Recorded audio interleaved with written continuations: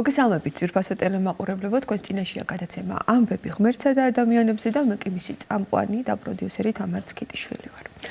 დღეს ჩვენი გადაცემის სტუმარი გახლავთ ყოვლადწმინდა სამების საპატრიარქო ტაძრის დიაკვანი გიორგი გვარამაძე. მოგესალმებით. მოგესალმებით.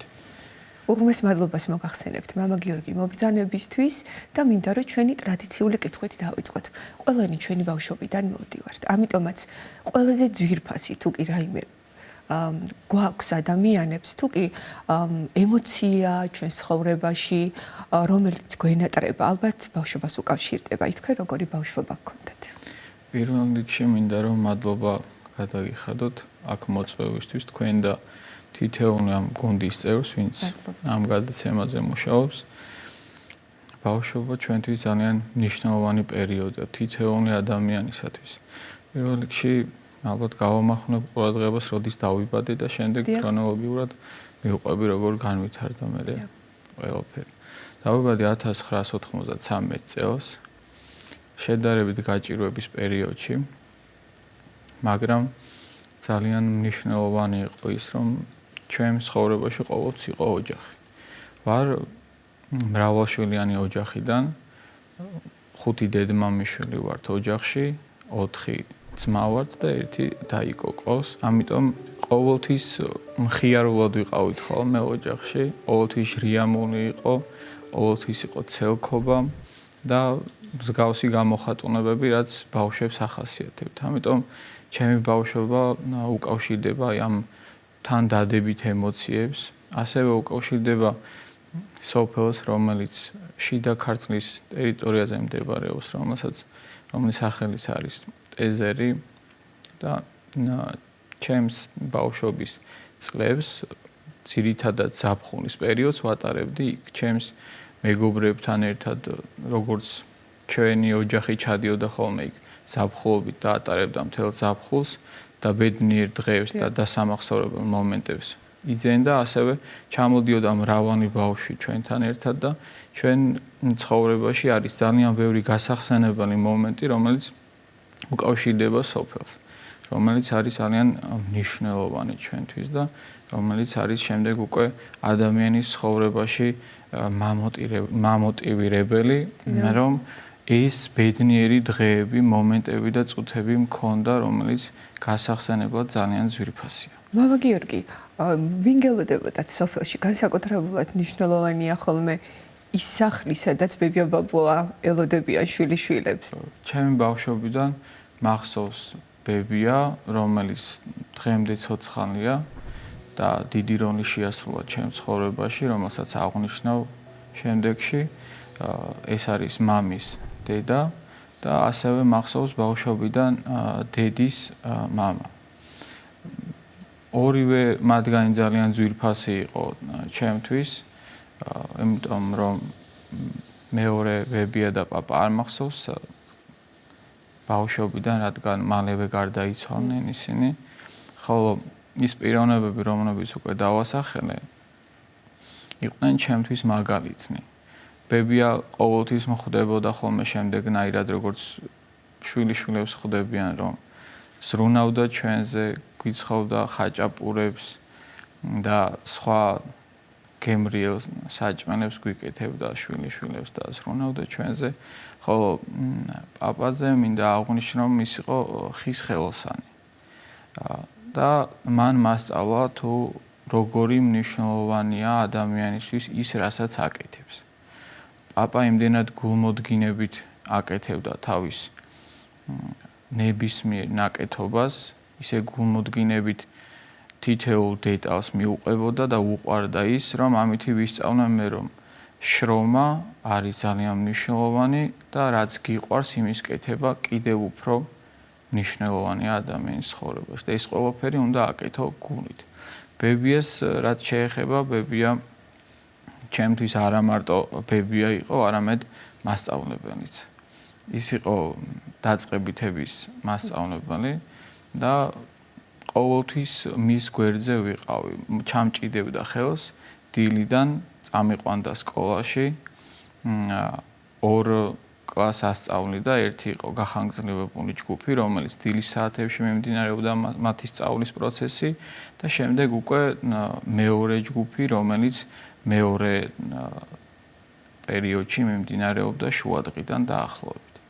ორივე ჯგუფთან ერთად ვიჯექი, სწავლობდი და მასთან ერთად მაქვს ძალიან დიდი დრო გატარებული, ამიტომ ბებია ჩემს ცხოვრებაში არის ერთ-ერთი მნიშვნელოვანი ადამიანი, რომელიც ძალიან ძვირფასია, რომლის მიმართ სიყვარულს და პატივისცემას შეიძლება ვთქვა, რომ სიტყვებით ვერ გამოხატავ, როგორც დედის მიმართ, როგორც მამის მიმართ, ასევე ბებიის მიმართ ვერ გამოხატავ ამ უსაზღრო სიყვარულს და პატივისცემას, რა როლით შეასრულა ჩემს ცხოვრებაში. მამა გიორგი, თქვენ ბრძანეთ ძალიან კარგად წეღან, რომ აი სოფელს აქვს ძალიან დიდი მნიშვნელობა ბავშვების ჩამოყალიბებაში. ვისწავლე როგორ უნდა იყოს ბავშვი თავისუფალი, როგორ უნდა იყოს ლაღი, როგორ უნდა უყვარდეს ის, რაც ჩვენთვის მნიშვნელოვანია, ბუნება, მიწასთან მუშაობა, შეხება. ჩემი ნათესავები, ასევე ჩემი ოჯახის წევრები სხვადასხვა მარცვნეულს თესტდნენ ხოლმე და მოყავდათ. აქედან გამომდინარე ჩვენ ჩართული ვიყავით ამ პროცესში ყოველთვის და აი ზუსტად სწორად აღნიშნეთ, რომ დღეს ხვდები რაოდენ მნიშვნელოვანია და ძვირფასია სოფელი, მიწასთან მუშაობა, ბუნებასთან შეხება, ამ ყველაფრის გაცნობა და გაანალიზება, იმიტომ რომ ეს ჩვენი ყოველდღიურობის ნაწილია. ეს არის ბუნებრივი მდგომარეობა ადამიანისთვის, რომელთაც ადამიანი იღებს იმ დადებით ენერგიას, იმ დადებით ემოციებს, რაც მერე შემდგომში ადამიანის ფსიქიკაზე თუ მის სხვადასხვა მდგომარეობებზე აისახება. ამიტომ ვფიქრობ, რომ ყველა ბავშვს უნდა ქონდეს სოფელთან შეხება იმისათვის, რომ ის თავისუფლება, რაც იქ არის, ის იცოდნენ რა გრძნობაა, რა განცდა, რა მდგომარეობა. აი თქვენ როგორი ბავშვი იყავით, თქვენ და თქვენი და-ძმები წეღან თქვით, რომ აიჟრიამული იყო და ეხა ბევრ ბავშვთან ერთად მაინც ამის ის გამორიცხულია, მაგრამ აი თქვენ როგორი ბავშვი იყავით მაინც და რომელი თამაშები გიყვარდათ ბავშვობიდან თუ გახსოვთ? დიახ. მე ჩემ და-ძმებთან შედარებით ასაკით ცოტა დიდი ვიყავი, აქედან გამომდინარე ჩვენ შორის იყო უფრო განსხვავება ამ მხრივ. ცელქი ვიყავი შედარებით ცელქი, მაგრამ უფრო ჯიუტი ბავშვი ვიყავი ხოლმე. და რადგან უფროსი დედმამიშვილი ვიყავი, უფრო ვფიქრობ, რომ ვითავსებდი მშობლის როლს ჩემი და-ძმების მიმართ, რომ რაღაცა უნდა მეზრუნა მათზე ამ კუთხით და ვცდილობდი, რომ ნაკლებად ცელქი ყოფილიყავი და უფრო მეტად ყურადღება გადამეტანა მათზე ამ შემთხვევაში. აღნიშნე რომ ჯიუტიც ვიყავი, მაგრამ დროთა განმავლობაში ზრდასთან ერთად მშობლების ჩართულობით, მათი სწავლადარიგებებით, მათი სიყვარულის გამოხატუნებით ეს მხარეც შეიცვალა, რა თქმა უნდა და ამიტომ მინდა ვთქვა, რომ მშობლების როლი ძალიან მნიშვნელოვანია ბავშვების ცხოვრებაში იმისთვის, რომ ისინი სრულყოფილი პიროვნებები შედგნენ იმისათვის, რომ ღირსეული ადამიანები გაიზარდნონ და მათი ის პატარა მცირედი თუ დიდი მანკიერებები თუ სათნოებები რაც არის, მანკიერებები, სათნოებები შეიცვალოს და სათნოებები კიდევ უფრო მეტად გააძლიერონ და მეტი ქონდეთ და გაითავისონ თუ რა როლს ასრულებს ეს ბავშვების ცხოვრებაში. ამიტომ მადლობა ღმერთს ამ ყველაფრისათვის. აი თამაშებზე გკითხეთ, ეხლა თამაში რომელიც ყველაზე ძალიან გიყვარდათ ბავშვობიდან და გახსოვთ? თამაში მე მახსოვს ბავშვობიდან ისევ სოფელს უკავშირდება ეს პერიოდი ჩემს ბავშვობაში არ იყო მაშინ კომპიუტერი, არ იყო მსგავსი ტექნოლოგიები, დიახ, ის მხოლოდ შემდეგ ზრდასთან ერთად წლებთან ერთად შემოვიდა ტექნოლოგია ჩვენს ცხოვრებაში, ჩვენს რეალობაშიც და მაშინ იყო დახუჭობანა, დაჭერობანა და მსგავსი თამაშები იყო, რომელიც დღეს ძალიან დადებითად მახსენდება და ეს იყო ის ბედნიერების წლები, რომელიც დადებით ემოციებს აღძრავს ჩემში ყოველთვის. სპორტული ბავშვი თუ იყავით და თუ დადიოდით, თქვა სკოლის გარდა სხვა წრეებზე, აი რა გაინტერესებდათ ყველას ძალიან? დიახ, აღნიშნე რომ ბები ამატარებდა ყოველთვის სკოლაში და ამასთან ერთად შუალედში ყოველთვის დავდიოდი ცურვაზე. ცურვა იყო წლების განმავლობაში ჩემი ცხოვრების ნაწილი და ვფიქრობ, რომ ეს არის ჯანსაღი სპორტი, რომელთაც ყველა ბავშვი უნდა დაკავდეს იმისათვის, რომ იყვნენ ჯანმრთელები, ამასთან ერთად ფიზიკური აქტივობა ძალიან მნიშვნელოვანია ბავშვის ზრდისა და განვითარებისათვის და ვფიქრობ, რომ დადებითი როლი შეასრულა ამ სპორტმა ჩემ ცხოვრებაში. წიგნებით თუ გეყვარდათ, მამა? ადრეულ ასაკში მინდა გავამახვილო ყურადღება ჩვენი ერისთვის ძალიან მნიშვნელოვან პიროვნებაზე, იაკობ გოგებაშვილზე. ძალიან მიყვარდა მისი მოთხრობების კითხვა ბავშვობაში, იმიტომ რომ იმდენად შინაარსობრივია მისი მოთხრობები, რომ ყურადსაღებია ბავშვისათვის. მინდა რომ გავიხსენო ერთი პატარა მოთხრობა, ესეთია სიკეთე ბოროტებისათვის. ეს პატარა გოგონაზეა სკოლის მოსწავლეზე, რომელსაც გულში ცოტა ბოროტება ჰქონდა, მაგრამ შემდეგ მისმა თანაკლასელებმა და მეგობრებმა ამ ბოროტებით არ უპასუხეს და სიკეთით უპასუხეს და მინდა რომ ყურადღება იმიტომ გამამახვილო ამაზე, რომ ბავშვებისთვის ძალიან მნიშვნელოვანია ესეთი მოთხრობები, რომ სწორად შეხედონ საკითხებს, სწორად გაიზარდონ, სწორი დამოკიდებულება ჰქონდეთ მეგობრების მიმართ და კარგი ადამიანები გაიზარდონ და აღიზარდონ. ასევე მინდა გავხსენო შემდეგ წლებში, როდესაც გავიზარდე კონსტანტინე გამსახურდიას დიდოსტატის მარჯვენა. რატომ? იმიტომ რომ ჩემთვის ყოველთვის ძალიან ძვირფასი იყო ჩვენთვის ძალიან გამორჩეული ტაძარი სვეტიცხოველი და როდესაც აი ამ ნაწარმოებში მე წავიკითხე როგორ აგებდნენ სვეტიცხოველს და როდესაც შემდეგ უკვე სვეტიცხოველი დავინახე და დღემდე როდესაც სვეტიცხოვლის ტერიტორიაზე ფეხს შევდგავ მახსენდება თუ როგორ შენდებოდა იგი და ეს ძალიან ემოციურია ჩემთვის და ძალიან ისეთი სასიამოვნო. დიახ, ნამდვილად. ალბათ ყველასთვის ვისაც ეს ნაწარმოები უყვარს და წაუკითხავს, რა თქმა უნდა, გულდასმით. როდის მოინათლეთ, თქვათ, თუ გაქვთ ურთიერთობა ნათლიებთან? ჩემი ნათლობა არ მახსოვს, იმიტომ რომ პატარა ვიყავი თვეების, ჩემი მშობლები ყოველთვის მორწმუნე ადამიანები იყვნენ. ჩემი ნათლობა შედგა რაიონში, თბილისში არ იყო, რადგან დიდ დროს მაშინ სოფელში ატარებდნენ ხოლმე. ის სასულიერო პირი გარდაცვლილია დღეს, რომელმაც მე მომნათლა, ამიტომ მე არ მაქვს და არ მქონია მასთან შეხება, არ ვიცნობდი და ვფიქრობ, რომ თუ ადამიანს შესაძლებლობა აქვს მის ნათლიას როგორც სასულიერო პირთან, უნდა გქონდეთ ურთიერთობა, იმიტომ რომ ეს არის ჩვენი ქრისტიანული ცხოვრების დასაწყისი ნათლისღება. ამიტომ ამითი რადგან იწყება ჩვენი პირველი ნაბიჯები ქრისტიანობაში და ქრისტესთან ურთიერთობაში, ჩვენ უნდა გამოვხატოთ ჩვენი სურვილი, რომ ვიცნობდეთ იმ სასულიერო პირს, პატივცემდეთ, გვინდოდეს მასთან ურთიერთობა, თუ ამისი შესაძლებლობები რა თქმა უნდა გვაქვს. რაც შეეხება ჩემს ნათლიებს, ერთი ნათლია მყავს და ხშირად ვერ ვნახულობ მას, მაგრამ ყოველთვის ვოცლობ მისთვის, მახსოვს და მადლობელი ვარ, რომ ჩემი ნათლია, რომ მან შეასრულა ის როლი ამ განხრით, რომ მომნათლა დადგა ტაძარში ღმერთის წინაშე, რომ ის ჩემს ნათლიად წარსდგარი. და ასევე ვფიქრობ, რომ ნათლიისა და ნათლობის ურთიერთობაც ძალიან მნიშვნელოვანია. და რაც შეეხება პირველ ნაბიჯებს ეკლესიაში, უნდა თქვა, რომ მშობლებმა მე ესე ვფიქრობ, რომ მშობლებმა შვილებს უნდა ასწავლონ მადლიერება თითოეული დღისათვის, თითოეული მომენტისათვის, რაც ხდება ჩვენ ცხოვრებაში, რომ მადლიერი ვიყოთ არა მარტო ღმერთისა, არამედ ადამიანების მიმართაც. და აქედან გამომდინარე ჩვენ ყოველთვის შევძლებთ ჩვენი ადგილი ვნახოთ ტაძარში. თუ ჩვენ მადლიერები ვიქნებით, ჩვენ ადგილს არ დავკარგავთ ღმერთთან ურთიერთობაში და რომც გადაგვიბრუნდეს ფეხი და რომც რაღაცა პერიოდის შემდეგ მოვშორდეთ ეკლესიას, ჩამოვშორდეთ, შემდეგ ისევ დაუბრუნდებით იმ განცდით, რა განცდითაც ჩვენ ვიცხოვრეთ, გვასწავლეს ჩვენმა მშობლებმა და ისევ ვიქნებით ერთობაში ქრისტესთან, რადგან ქრისტეა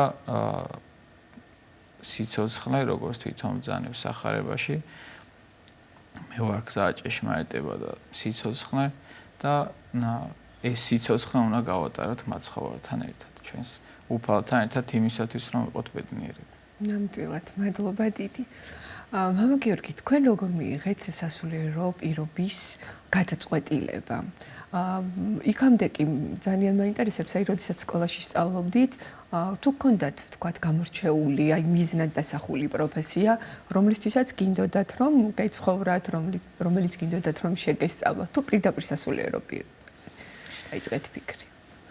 პირველ რიგში ვიტყვი, რომ როდესაც დავამთავრე სკოლა, მოვიხადე სამხედრო სავალდებულო სამსახური და შემდეგ ჩავაბარე უნივერსიტეტში.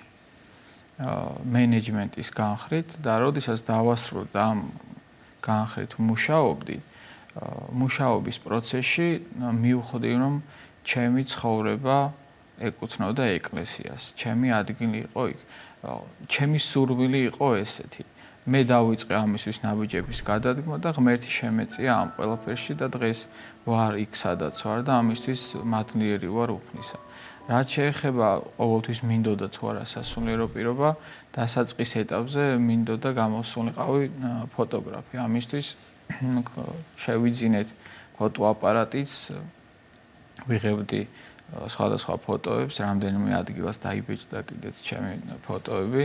ძალიან მიყვარდა ბუნების გადაღება და იმ პროცესების, რაც იქ მიმდინარეობდა, ულამაზესი კადრები გამოდის ხოლმე, მაგრამ ნელ-ნელა, როდესაც ბავშვი იზრდება და ყალიბდება და ვითარდება, ხვდება კიდევ უფრო მნიშვნელოვანი რა არის, მისი შინაგანი ნაწილი რა არის ამ ცხოვრებაში, რა არის, რას უნდა დაუკავშიროს, როგორ უნდა იცხოვროს, ამასთან ერთად იქნება თუ არა ბედნიერი.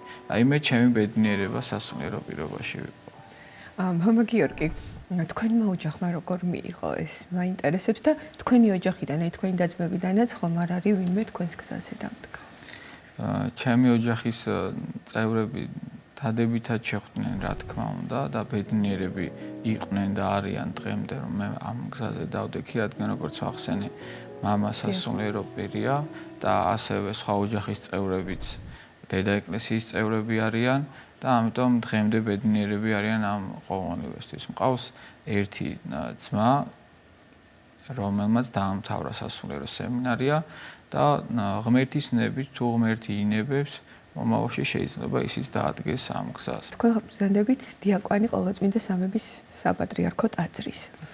რამდენად დიდია ეს პასუხისმგებლობა და თქვენ ალბათ ყოფილხართ, თქვათ, თანამსახური მისი უწმინდესობის და აი როგორ გაიხსენებდით, თქვათ, მასთან პირველ თანამსახურებას, მასთან პირველ შეხვედრას?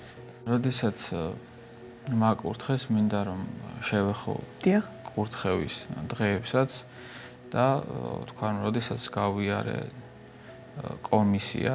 როდის იყო ეს მამა, როდის გაიარეთ? ეს იყო 2023 წელს. დიახ.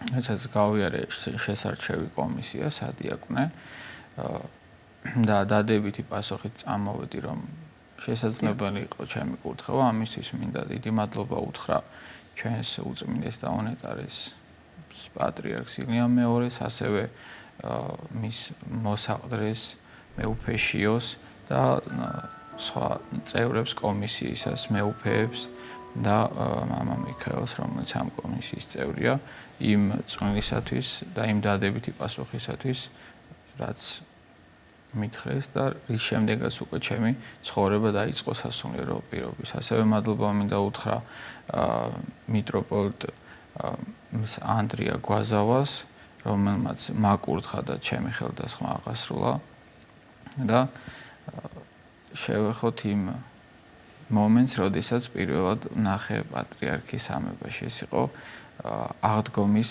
მსახურება, აღდგომის ხამისთევის მსახურება.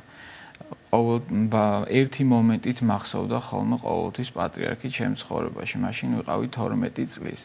როდესაც ის დავინახე და როდესაც მან გამიღიმა და მაშინ უკვე ტაძრიდან გადიოდა, მახსოვს ამ მომენტით ჩვენი უწმინდესი და უნეტარესი ილია მეორე და ეს ყოველთვის ჩემს ცხოვრებაში იქნება რაღაც სიხარულის მომტანი მომენტი.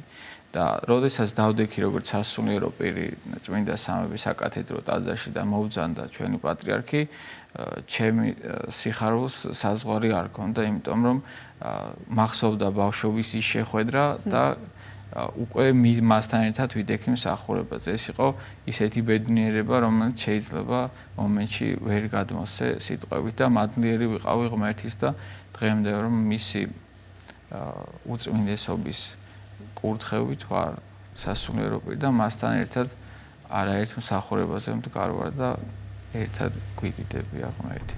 თქვენი ერთი დღე როგორია? მამა გიორგი, აი როგორია ერთი დღე, თქვათ, როგორც სასულიერო პირის? ჩემი ერთი დღე იწყება ლიტურგიაზე დგომით, მსახურებით უფლისათვის.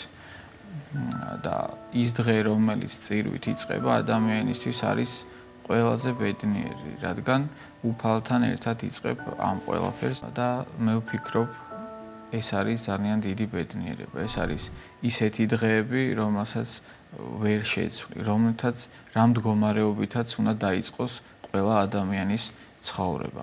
ასევე ამასთან ერთად ვცდილობ, რომ ჩემი შვილების ცხოვრებაში ვიყო ჩართული მათზე ზრუნვით, რადგან მამის როლი ბავშვის ცხოვრებაში ძალიან მნიშვნელოვანია და თუ არ ვარ მსახურებაზე წასასვლელი, ვცდილობ, რომ ბაღში მე წავიყვანო, რადგან ორი შვილი მყავს, მცირეწლოვანი შვილები და ჯერჯერობით ბაღის მოსწავლეები არიან. ვცდილობ ბაღში მე წავიყვანო, თუ დრო მაქვს სკვერში გავასეირნო და მათთან გავატარო დრო, რომელიც მათთვის შეუცვლელი იქნება, რომელიც ყოველთვის ემახსოვრებათ და ყოველთვის გაიხსენებენ, როგორც მე ვიხსენებ დღეს სოფელში გატარებულ დღეებს, ჩემს მშობლებთან ერთად, ჩემს მეგობრებთან ერთად და ყველა იმ საყვარელ ადამიანთან ერთად.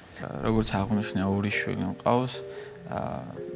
პირველი არის ელენე, რომელიც არის 5 წლის და მეორე იოანე, რომელიც არის 4 წლის. საკმაოდ ცელქი ბავშვები არიან, მაგრამ ვფიქრობ, სიცელქე ბავშვისთვის ბუნებრივი მდგომარეობაა და მიხარია, რომ იმ გრძნობებს, რაც მათშია, ესე ბუნებრივად გამოხატავენ. და მეც ვცდილობ, რომ ყოველთვის გავუგო ამ ცელქობაში და მეც ზოგჯერ გავხდე ბავშვი და მათსავით განვიცადო ის ყველაფერი, რასაც ისინი ამ ბავშვობაში და ამ წლებში განიცდიან და ამ ყველაფრის თანამოძიარე ვიყო ყოველთვის.